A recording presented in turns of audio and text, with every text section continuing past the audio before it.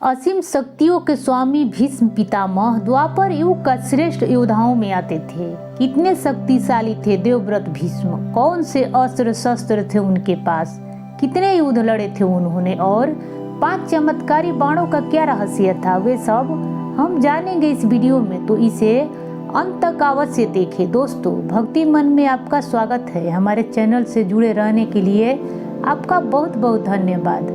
आइए जाने इस रोचक कथा को। यह बात उस समय की है जब कुरुक्षेत्र में कौरव और पांडव के बीच युद्ध चल रहा था। भीष्म पितामह कौरवों की ओर से युद्ध लड़ रहे थे, लेकिन कौरवों के सबसे बड़े भाई दुर्योधन को लगता था कि भीष्म पितामह पांडवों को नुकसान नहीं पहुंचाना चाहते हैं। दुर्योधन का मानना था कि भीष्म पितामह बहुत शक्तिशाली हैं और पांडवों को मारना उनके लिए बहुत आसान है।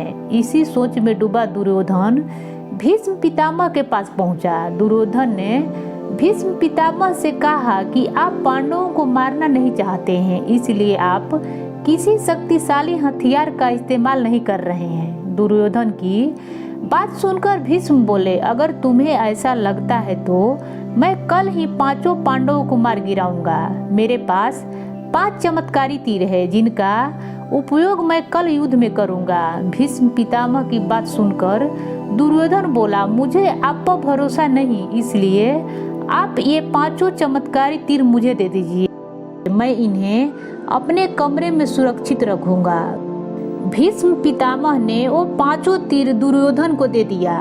दूसरी ओर भगवान श्री कृष्ण को इस बात का पता चल गया। उन्होंने अर्जुन को इस बात की जानकारी दी। अर्जुन यह सुनकर घबरा गए और सोचने लगे कि इस मुसीबत से कैसे बचा जाए। भगवान श्री कृष्ण ने अर्जुन को याद दिलाया कि एक बार तुमने दुर्योधन को गंधर्वों से बचाया था, तब दुर्योधन ने तुमसे कहा था कि इस एहसान के बदले तुम भविष्य में मुझसे कुछ भी मांग सकते हो।